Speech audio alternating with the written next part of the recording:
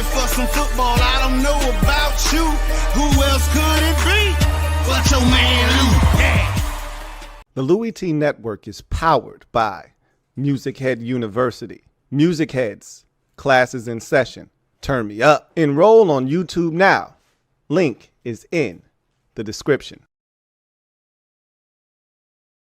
Who else could it be? For me, your man, Louie T. Welcome to Monday Night Football overtime. Niners, Colts, big playoff implications both ways in this one. This was a fun game. Grandpa Philly Rivers versus the young upstart Brock Purdy. They did not disappoint. I think this is the best I've ever seen Brock Purdy look in his career these last 2 weeks versus Tennessee and now against the Indianapolis Colts. 5 touchdown passes. 1, 2, 3, 4, 5th. 5 touchdown passes for Brock Purdy tonight. And he was spectacular. He made every play. He made every throw. He showed the athleticism. He showed the ability to throw off platform. He was extremely accurate. He was on time. If this Brock Purdy shows up, this is a dangerous San Francisco 49ers football team. I don't know if their defense is good enough, but this offense is most certainly, and I worry now, Kittle, I'm hoping it's not an Achilles, right? I hope it's just an ankle. That didn't look like just an ankle to me. That was a non-contact. It was him not coming back in the game. If it's just an ankle, he probably comes back in. He looked like a guy that knew something was wrong more than just an ankle. I am very nervous for George Kittle. Christian McCaffrey's back looks like it's a real issue. He looked like a guy that was a little bit banged up tonight, fighting through it. He's a warrior. We know that McCaffrey, if he can walk, if he can run, he's going to play, but he was definitely grimacing tonight. And then I got a short week and a massive matchup on Sunday Night Football versus the Chicago Bears. So this is a team that this is not the time to be the walking wounded, but this is what they've been this season, and they've overcome it, and they're finally getting healthy. No Ricky Pearsall tonight. What's new? They've dealt with no Ricky Pearsall basically all season, and they need Christian McCaffrey. They need George Kittle to be at their best. If they don't have either one of those guys, they're in trouble. But you can see what they can be if they have all of their horses in the stable ready to rock. This is the team that will put the Philadelphia Eagles out in wild card weekend. Should they not get the number 1 seed, should they not win the NFC West, this is the team that will do it right here, the 49ers. But they've got to be healthy. They've got their eyes on a much bigger prize, though. They're thinking number 1 seed. They went out. Got a big one at home against Chicago, and then they finish up against Seattle. But if they went out, they're not only the NFC West champions, they're the number 1 seed in the NFC. They're sitting at 11-4 right now, and they're playing outstanding football. They put up 48 points on a very respectable Indianapolis Colts defense. You would have never gotten me to sign up for the 49ers putting up 48 points tonight. This is a quality Colts defense. It's not an elite group by any stretch of the imagination, but not a group that you're just going to come out, rack up well over 400 yards of total offense, score on just about every single possession you touch the football, and damn near put up a 50 spot. To hell with a 40 burger. To hell with the 40 burger. They almost put up 50 tonight. They were inches away on and I didn't even know that their kicker, Eddie Pinheiro, I didn't even know he had the ability to kick a 63-yard kick. I didn't even know he had the leg for that. I was like, what do they do? Eddie can't make this. And then the bitch hit the crossbar and bounced backwards. I was like, Eddie, you don't have the leg. He was like, hey, senor, yes, I do. Shit. Barely missed it. This is a dangerous point. Like I said, this is the deepest I think I've ever seen the NFC. I think this is the deepest I've ever seen it. I mean, anybody could win the Super Bowl from the NFC. And it feels like the winner of the NFC is going to win the Super Bowl this year. You make it out of the NFC, and it's going to be tough.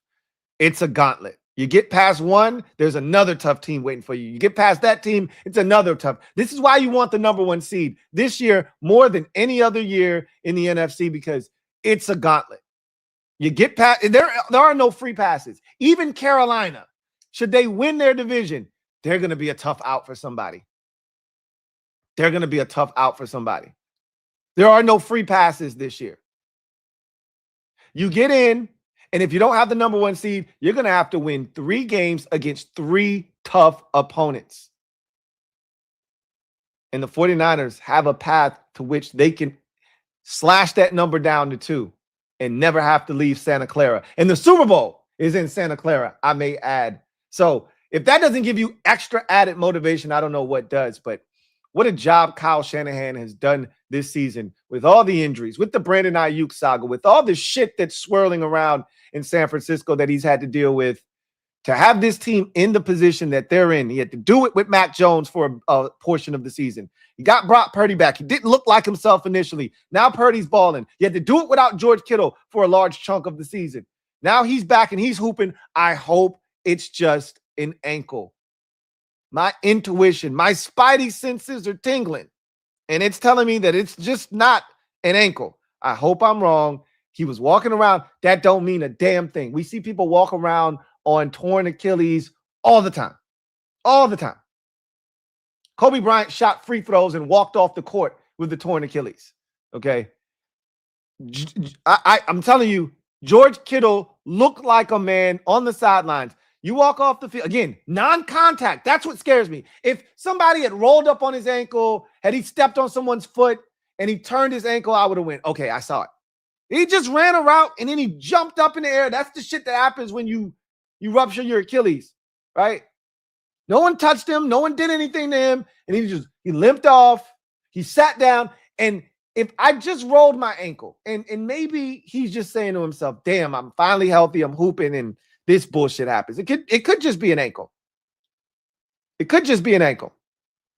But players know. They know when something's wrong. He sat over there by himself. He put his head down. And he didn't enter the game again. And if I'm Kittle, I don't want to leave the field right now. I'm good. I'm not going back in, but I'm not letting you take me to the tent. You're not checking my... We can do this after the game. I want to stay here. I want to watch the rest of this game. We could find out tomorrow. George Kittle out for the season. I hope that's not the case. And I hope it is just an ankle, because this 49ers team has a legitimate shot. And if Kittle is healthy, if McCaffrey is able to stay relatively healthy, and like I said, his back looks like it might be flaring up on him. But if he's healthy, this team is as dangerous as any in the NFC. You had big performances across the board. A quiet first half for Juwan Jennings. He explodes in the second half. Dominant third quarter into the fourth. Big touchdown catch. McCaffrey over 100 yards rushing in this game. He had his biggest run of the season, 28 yards. Had over 100, I think 118 yards at one point. I don't know what he ended up rushing for. Another 2 catches in the end zone. So when you total it all up, he probably had close to 150 yards of total offense in this game and 2 touchdowns, both via receptions. You had Kittle with a 100-yard performance, a touchdown early in the game. Like this group, again, if they're healthy, you got to stop McCaffrey, you got to stop Kittle, you got to stop Jennings. They're going to keep adding in other pieces. There's no Ricky Pearsall, and he gets healthy. He's another guy you got to worry about. I think eventually they're going to work more into the mix, right? Sky Moore, he could be another weapon for them. They're a dangerous group. And if Purdy is going to play like this, and that interception, albeit it was a little high, not like an egregious Brock Purdy interception we've seen in the past. I thought this was the best Brock Purdy performance I've ever seen. Singular performance I've ever seen. And he's had some games where I went, shit, Brock. But You couple this game, 5 touchdown passes, with the performance last week against Tennessee, and I get it, it's Tennessee. Brock Purdy's on a heater right now. He's playing on another level. He's on a new level. He's on a new level.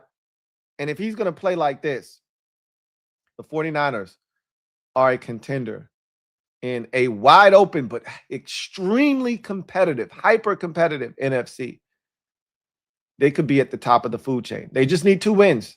It's not just any 2 wins against a team that's vying for the number 1 seed in Chicago and another team vying for the number 1 overall seed, who is the current number 1 overall seed in the Seattle Seahawks. So it's not going to be easy, but if they go get it, they earned it, and they're going to be a team to be reckoned with. And if there's any team that could use the week off, I just told you about Kittle, I just told you about McCaffrey. There's any team that could use the week off, it's the San Francisco 49ers.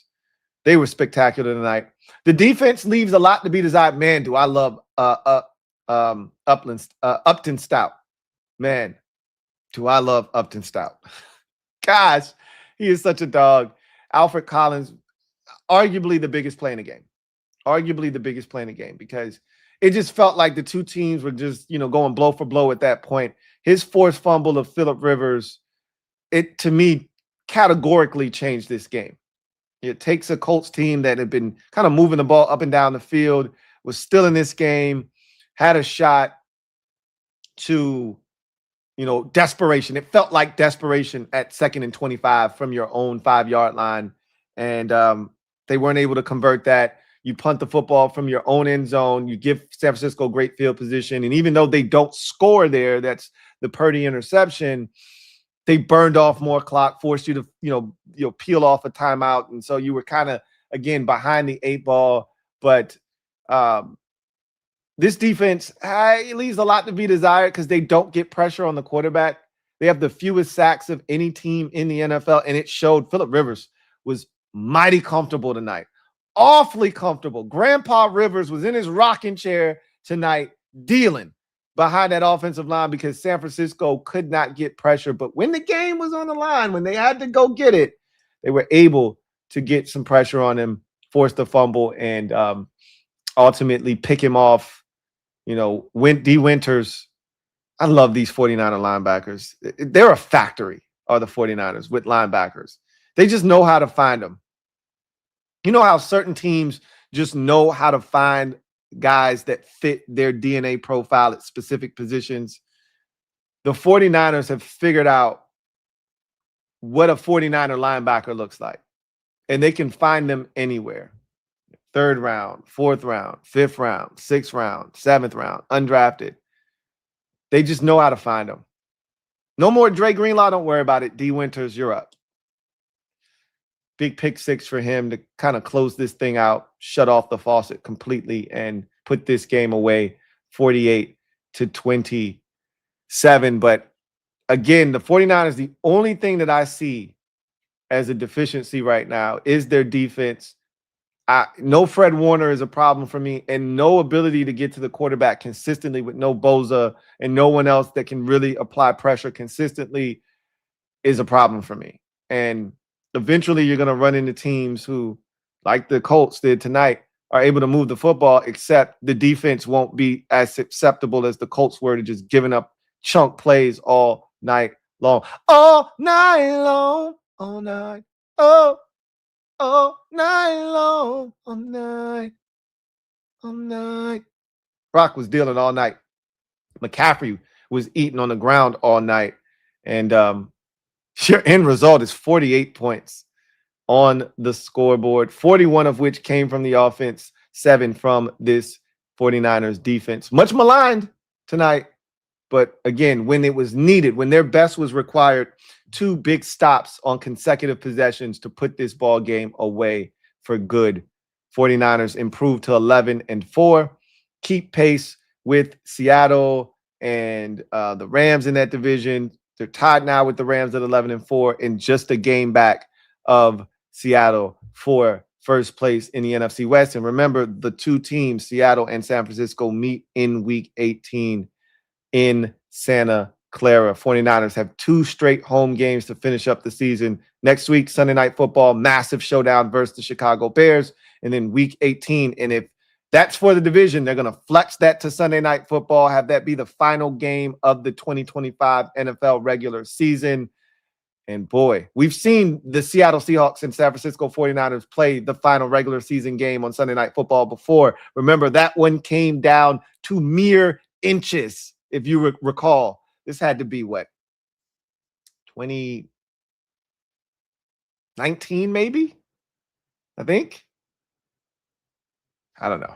Something like that. But Bart Scott, can't wait. See if they take care of business versus the Bears on Sunday night. But you go to the Colts side of things. Look,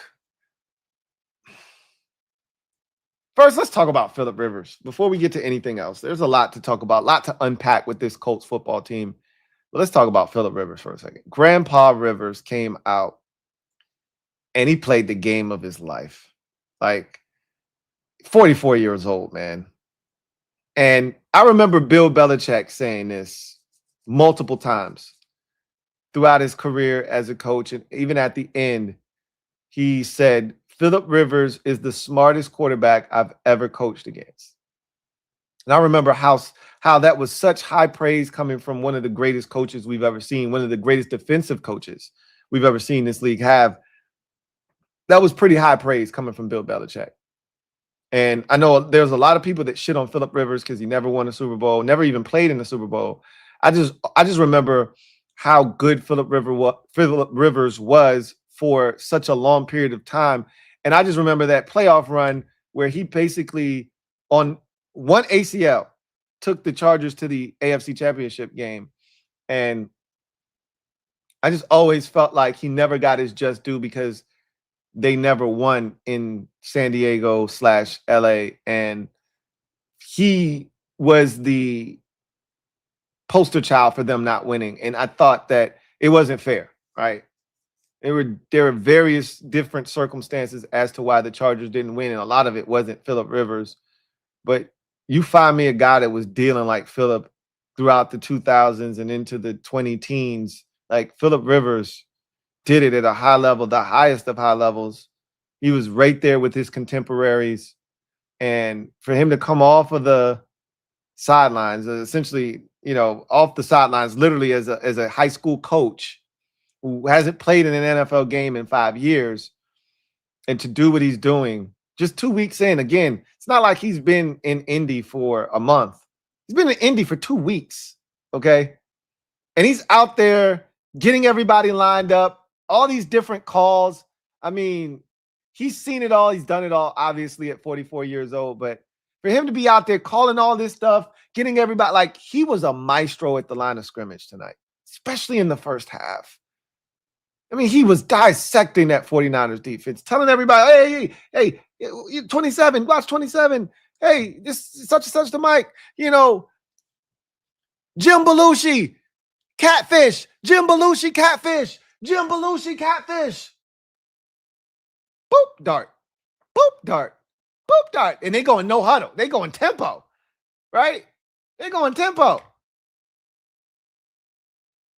The shit was amazing, man.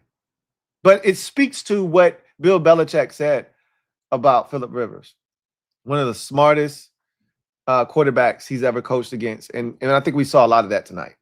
Got a full week under his belt, the extra day to prepare, and he was ready. And it's a shame that the Indianapolis Colts defense picked tonight to have their worst performance of the entire season. This has been a proud group all year long under Lou Anarumo. And tonight, they just completely let go of the rope. No resistance whatsoever. Gave them no chance to win this football game. Phillip Rivers comes out, open in possession, takes the football down the field, scores a touchdown. The 49ers then promptly go right down the field and tie the game up. And Phillip Rivers is like, all right, game on, let's go. And then the Colts fumble on the ensuing kickoff.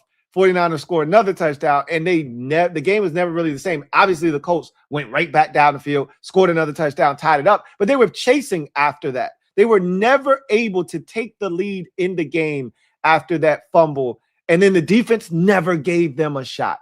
Phillip Rivers and the Colts offense was let down by the Colts special teams and the Colts defense tonight.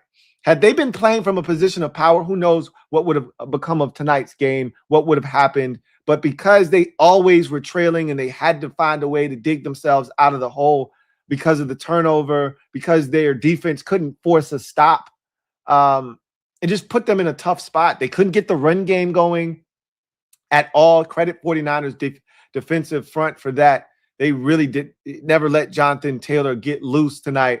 And so they were able to really bog down the Colts run game and really put all of the onus on the shoulders of Phillip Rivers to lead the Colts to victory. And while he was able to do that for 3 quarters, he wasn't able to sustain it for a fourth. And the pressure got to him. And here's one thing that I did notice with Phillip Rivers. He's 44 years old. Grandpa Rivers is 44. And you can tell he's 44 when you apply pressure on him. He can't move. All right. He looks like he's 44 years old. Hey, don't blitz me. Hey, I can't move. Don't blitz me. He needs to stand back there in a clean pocket, because if he's got to run, that one play where he rolled out to his left and he threw it, oh my God, that shit was, like Troy Aikman said, that shit was painful to watch. Troy said that shit hurt me watching him run. I was hurting on my couch. Like, hey, Phillip, get rid of that shit before you pop a hamstring, bro. That fumble that Alford, the rookie defensive tackle out of Texas forced, that was the slowest, most garbage forced fumble I think I've ever seen, right? Like, Phillip Rivers was in slow motion. Doom, doom, doom, doom, doom. Doom, doom, doom, doom, doom. He wanted to go to Josh Downs. He was covered. He goes to pull it back down and doom, doom, doom, doom, doom. Doom, doom, doom, doom, doom. That shit, Alfred Collins got the most trash forced fumble I've ever seen. But it was a great play by Alfred Collins. And again, I think it was one of the, deciding plays in this game. It really swung the momentum in the favor of the 49ers. I don't think the Colts offensively ever truly recovered from that forced fumble. Even though they did recover it, I don't think they ever recovered as an offense. They never scored again the remainder of the game after that forced fumble. And we still had a ball game at that point. They were down 14, but they had the ball with 7 minutes to go. There was still a chance. And that forced fumble pretty much was all she wrote. After that, they end up going 3 and out. The 49ers go down. They burn off another 3 minutes of clock. They throw an interception, but then Phillip Rivers throws an interception of his own. And that was a pick 6 that put the game away. But Rivers, admirable performance. A hell of a Monday night that he'll never forget. His family will never forget.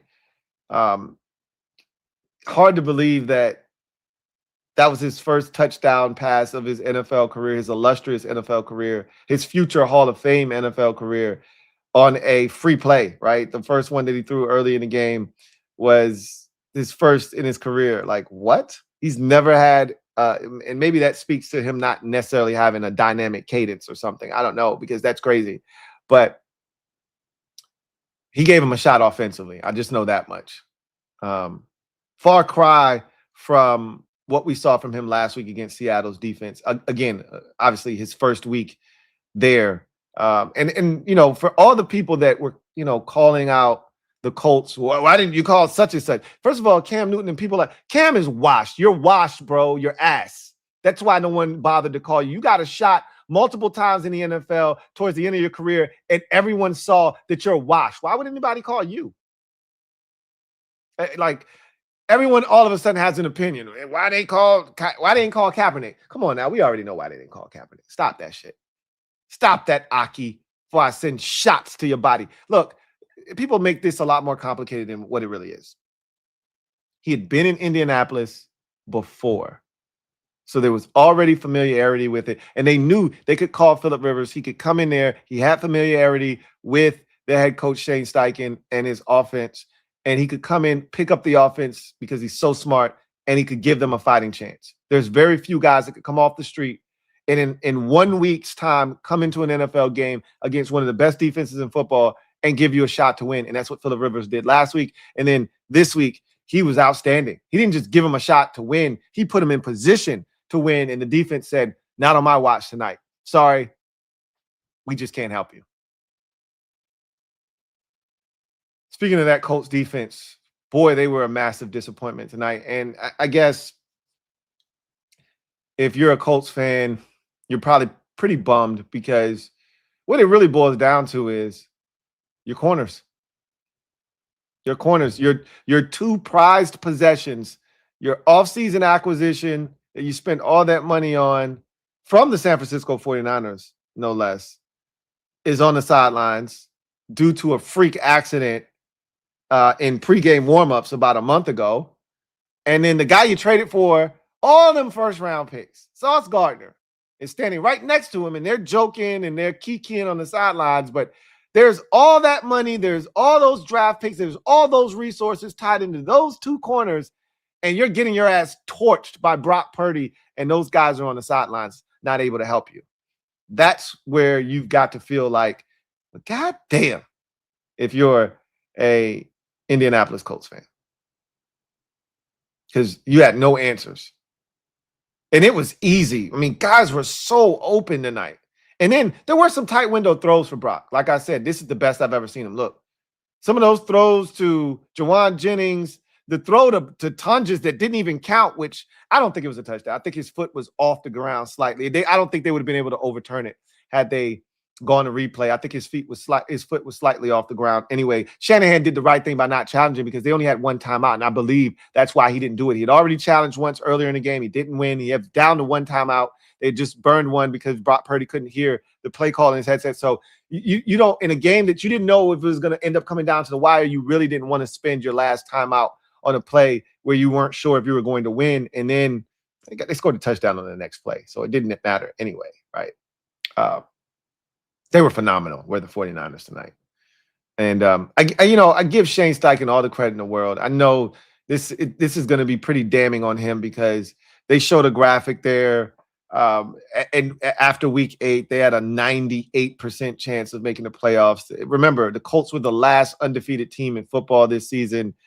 It felt like they were definitely going to make the postseason, and then the bottom fell out of their year. And I can't say that I'm surprised. I mean, Daniel Jones was their starting quarterback. I mean, I always felt like it was a charade. It was a mirage. And at some point, you were going to get closer and closer, and you're going to realize it wasn't real. And as we got further and further into the season, and I know, Daniel Jones was dealing with a lower extremity injury that was really hampering him. He wasn't the same guy that he was earlier in the season that was leading the team to all those victories. And then he ultimately popped his either was his Achilles or his hamstring, ACL, whatever the case may be. While he wasn't the same guy, he's still Daniel Jones. He was still in there, right? And so did you expect them to fall as far as they did? No. Like, they haven't won a game. What it feels like they've lost, 5 or 6 straight. I mean, how many losses in a row has it been for the Indianapolis Colts here? Let's just take a look. See, feels like they last won against the Tennessee Titans, and it all started in that Steelers game. Nope, they won in Berlin against the Falcons in overtime. They haven't won since then. But to me, the downslide started against the Steelers, excuse me. That was like a 5-turnover Daniel Jones game. They had no business losing to the Steelers. That Steelers team that they lost to wasn't any good. And if you just turn it over 3 times in that game, you probably win instead of 5. But he turned it over 5 times, they lose. They do get back on track the following week in Berlin, hit their bye. They're probably still feeling good about themselves. And then they come off the bye, and they haven't won since. Lost to the Chiefs in a tight ball game, one that they easily could have won in overtime. Probably should have won that game. Texans game, they lose that one 20-16. And, the Texans defense is something else. Then they get toasted by the Jags. Tough, hard-fought game. They had it against Indy, and they let it slip through their fingers last week. And then this week they get cooked by 21 points, give up 48 Yeah, this is it's pretty tough to stomach. I mean, you start the season off 7-0, I think. Let's see, 1, 2, 3. Excuse me, they weren't the last undefeated team. Yes, I think they were. Because I don't think anybody got past like 3-0. I think they were the last undefeated team, or the part of the last group of undefeated teams. They were 3-0. And then they lost to the Rams. And remember, that was the Adonai Mitchell game, right? When you look back at the season, it's always some shit you can look back on and go, if that didn't happen, what would our season have looked like? They win that Rams game. Adonai Mitchell doesn't fumble and drop the football before he gets in the end zone, which they probably would have won the game had he not done that. You start the season off 6-0, right? They started off this season 5-1. 6-1 after a Chargers win, 7-1 after beating the Titans, and you're 8-0. Totally different season. Instead, you lose that game, you lose to the Steelers, you end up 8-2 going into your bye. You come out of your bye and you've lost 5 straight games. Now you're 8-7, and your season is basically cooked. I've seen this happen before, and just this wow, just amazing how you end up here. I remember seeing Colts fans on social media so jubilant early in the season, so excited.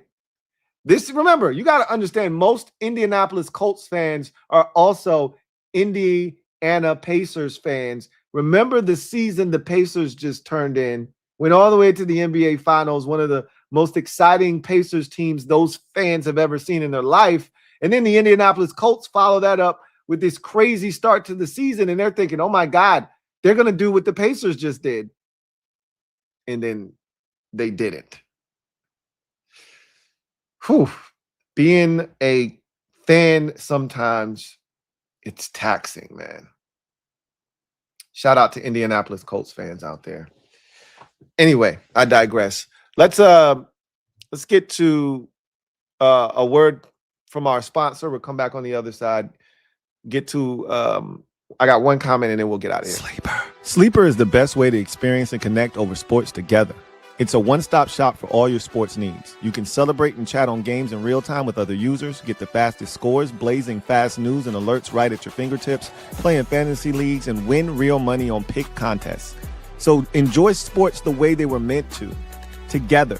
Download the #1 sports app today. Predict the hottest football stats like passing yards, receiving yards, touchdowns, interceptions, and much more to cash in on your daily fantasy football skills. Use promo code LTN and Sleeper will match your first deposit up to $100. Terms and conditions apply. See Sleeper's terms of use for details. Currently operational in over 25 states. Check out Sleeper today. Sleeper. So I got to tell y'all, my heart is broken tonight. I put together a Hall of Fame ticket tonight. Oh my, if you would have seen the work that your boy put in, you would have said, hey, Louie, you are insane for that ticket, bro. You're ridiculous. 27 hundo piece. And you couldn't tell me it wasn't hitting. All the hard parts of this thing hit, and all I needed was 2 things to happen, basically, and they didn't happen. And they were simple. It was simple requests, but Grandpa Rivers got me in the end. He said, not tonight, Louie. Maybe next time. Maybe next time. Gosh. Shout out to Sleeper for sponsoring this stream. Oh, man, I'm hurting, bro. I'm hurting, man. I'm hurting. GT7. Thank you for the super chat. Greatly appreciate you. Thank you for being a member of the MOBB. My guy, GT7 writes, Louie, GT, watching this game makes me more annoyed with Clifford. Are we the only dummies that don't know how to take advantage of the hurry-up offense? Can't sub Clifford and then bitch to the refs. Yeah, subbing in hurry up, and remember, the form of hurry up that we run isn't like your traditional, hurry up. We don't really huddle all that often. So think of our hurry up as more of a muddle huddle, so to speak. Like, while they're hurrying, we're not necessarily and part of this is our fault, but we're not necessarily snapping the ball with 16 left on the shot clock. We're snapping the ball with 6 seconds, with 4 seconds left. Some of it is because we're subbing, right? I don't really have a lot to say about our no huddle, as much as I do the execution of the things that we do and the plays that are being called and things of that nature. One of my favorite play callers, my favorite play callers were on display tonight. Like, Shane Steichen is a mastermind offensive play caller. He's one of the best in the league. You know how I feel about Kyle Shanahan. So they were both on display tonight. You saw it. Like, there's a reason why they went and got Phillip Rivers, because they know if they can get someone to run Shane Steichen's offense, that's the problem. It's always been the problem. Anthony Richardson couldn't run his offense. He could turn Anthony Richardson into one of the best quarterbacks in the league. But Anthony Richardson is immature, can't stay healthy, and I don't know if he has it up here. That's the thing. I don't know if he has it upstairs. But the physical gifts, Anthony Richardson could be one of the best quarterbacks in the league because Shane Steichen is that good as a play caller. It's not a coincidence that Daniel Jones goes there and he has tremendous success and looks like the first round pick that he was in the 2019 NFL draft. It's not a coincidence. Shane Steichen is like that. I just don't know if Cliff has the ability to, do some of the things. Like, I even admired Shane Steichen's stick-to-itiveness with the run. The shit wasn't working. And he kept running it anyway, especially in the third quarter. They were getting nothing on the ground, and he kept running it. Just to say, we're staying with the run. We're keeping them honest. They got to respect this. So when we, go play action fake, we're going to have some, opportunities over the middle of the field because these linebackers got to respect JT in the run game. He could have gone away from it, but he didn't. He was really good tonight. Unfortunately for him, his defense wasn't. His defense was not. So anyway, that was the lone super chat for the night. It's been a long day for the kids, so I am going to bow out gracefully. What a game. This was fun, man. I thought this had a chance to be good, but not this good. No way did I think we would get over 70 points scored in this NFL game. Not a chance. Is this the highest scoring Monday night game of the season?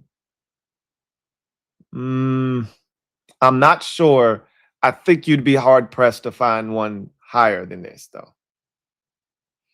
75 points. Pretty damn impressive between the two teams. And to think your man Louie T took the under on the first half points at 23.5. These two teams scored 28 points, 2 touchdowns apiece by the 10-minute mark of the second quarter. What a game. Brock Purdy was on fire. 5 touchdown passes for Brock. I think that's 8 in the last 2 weeks, if I'm not mistaken. Now we check on the status of George Kittle, and I think Christian McCaffrey's fine. Kittle is the one I'm concerned about. If those two guys are good and able to roll moving forward, look out for these 49ers. They're just as dangerous as any team in the NFC. If either one of them isn't right, that hurts this 49ers team in ways you can't even imagine. As long as they've got those two, you rotate the other guys in. You probably need Jawan Jennings too. Those 3 right there, Jennings, Kittle, and McCaffrey. As long as Kyle Shanahan has those 3 guys, they can beat anybody on offense. Those are the keys right there. So we'll check on the status of George Kittle. If he's good, so are the 49ers. Colts all but eliminated from playoff contention with this loss. They still have a faint pulse. They'll need to win out, and they'll need Jacksonville to lose out to get in. That's not Houston. They'll need Houston to lose out. That's not going to happen. I don't think Houston has a particularly tough schedule down the stretch, but they'll have a shot. At least they still have a chance. They have something to play for. Man, 5 straight losses after starting the season off 8-2. Never would have thought the Colts would be in this position, but here we are. Phillip Rivers played his ass off tonight, and the defense decided to have its worst performance of the season. Go figure. Anyway, I digress. That's going to do it for me, your man Louie T, here on Monday Night Football Overtime. Niners with an ultra impressive victory over the Indianapolis Colts, 48-27. Brock Purdy, 5 touchdown passes on the evening. 100-yard rushing performance for Christian McCaffrey to go along with 2 receiving touchdowns. George Kittle, over 100 yards and a touchdown grab. And Juwan Jennings, another stellar performance, probably 4 or 5 grabs, probably 60-something yards and a touchdown for him as well. You get those 3 guys going, this 49ers offense is tough to stop. You add in a D. Winters pick 6 as an exclamation point, and the 49ers are one step closer to putting themselves in a position to be the number 1 seed in the NFC. The Indianapolis Colts, wowzers.